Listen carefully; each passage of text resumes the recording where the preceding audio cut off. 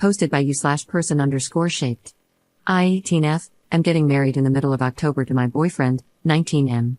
We're planning a smaller scale wedding with mostly just friends and family, and considering that we both have large extended families, it has definitely been a challenge planning for that many people. For a general idea of how big my family is, my mom alone has 7 siblings, all of whom have children of their own. With our small budget, I was considering redesigning or upcycling a wedding gown instead of devoting a large amount of money to a brand new dress. I mentioned my plans to a couple of people and was in the process of exploring options when my mom's oldest sister's daughter, my cousin, reached out to me. Megan, 40F, got married in 2015. The marriage didn't last long, and they divorced soon after. I barely remember her husband, as he never came to family gatherings, and Megan and my mom aren't particularly close, so I was surprised she was offering something so significant after such a long time of distance. Regardless, Megan offered to give me her wedding dress, as it was my size, and she knew we were trying to avoid spending a lot on a small budget. I loved the idea, and the dress was beautiful. I made sure she was comfortable giving it to me rather than loaning it, and she assured me that it held no emotional significance and that she didn't care if she no longer had to hold on to it. I thanked her and took the dress home. One thing about me, however, is that I am a very chaotic seamstress, and I make the majority of my own clothes. While I did love the original dress, I wanted to make some small changes to the hem and neckline to fit the theme better. The original dress had a super full skirt with a long hem, and since my wedding is outdoors, I wanted to make sure it wouldn't be dragging in the dirt. So, I took off some layers from the underside, removed the trim, and removed the sleeves to tighten the bodice. I was so happy with how it turned out, and my mom and friends agreed that it was perfect. Here's when the trouble started. My mom had taken a picture of me trying on the dress and decided to send it to Megan along with another thank you.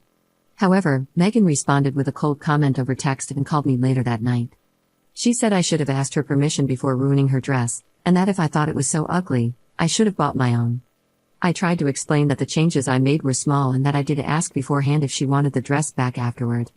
She blew up at me, saying it was too different and that she could never wear it again, even though she never gave the impression that she wanted to, and she had previously mentioned that she has no interest in getting remarried ever. I asked her what she wanted me to do, and she snapped that it was too late. She hung up and has apparently been telling people I slutted out her wedding dress and made sure to embarrass her by outdoing the original dress. I don't know what to do about it. The wedding is far too close to consider making myself a new dress, and I've set my heart on having something unique and personal for my wedding.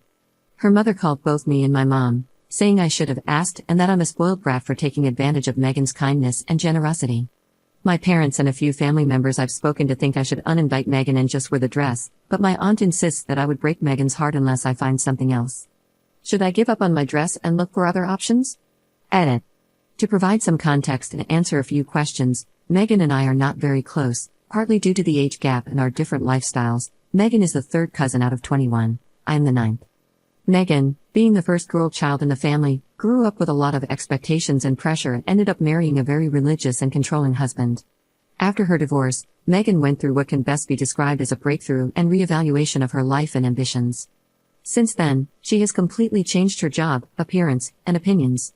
She is no longer an active participant in family events and only attends important ones like birthdays, funerals, and weddings.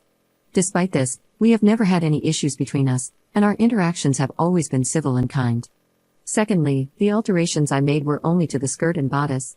The slutted out comment apparently came from my removal of the sleeves, turning it into a sleeveless top, and raising the hem to a T-length, which now exposes my ankles. Someone pointed out to me that Megan's anger might be rooted in her own self-esteem issues, as she has naturally grown and gained weight since then, which I can definitely see as a factor, even though she is still beautiful. Thank you to everyone for your kind messages and loving support. You've all made me feel so much better, and I truly appreciate you taking the time to comment. Update 5 days later. As of yesterday, I found out from my fiancé that Megan had reached out to him with false concern about how my home-style dress gave the wrong idea about our wedding and had the audacity to ask him, the man I've been in love with for nearly 3 years, if he was sure he wanted to marry a woman who wouldn't put in the effort of getting a proper dress. She says this as if I hadn't spent weeks sewing the dress to make sure it was perfect. Thank goodness my fiancé wasn't upset by her attitude and responded that I had put way more effort into the dress than she put into her marriage, and that shut her up real fast. She turned around and apparently has been crying to my elderly grandparents, her mother, some of the other cousins, etc., that I am a trashy WHRE with a cheap shotgun wedding. I'm not even pregnant. Lamau, with a fiancé who is only interested in our family's money. My fiancé is a mechanic, and regardless of the fact that he is doing really well and makes a pretty good salary, she still seems to think he's beneath her. Some of my older cousins, the ones I don't talk to as much, have actually expressed concern about whether or not they want to attend the ceremony at all. I blame my aunt for spreading misinformation, which I managed to assure them wasn't true. After all of this, I reached out to Megan, saying that because of all her comments and insults, she is no longer invited to the wedding. I admitted that I was sorry for the situation, but I can't keep pardoning her rude comments on what is supposed to be a happy time in my life.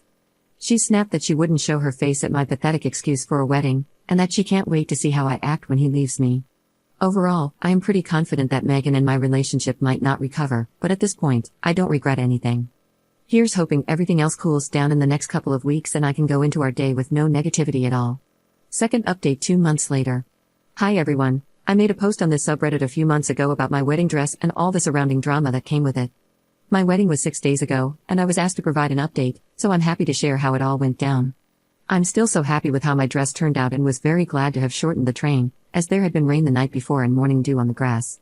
The shorter hemline saved me a lot of mess and damage in the long run.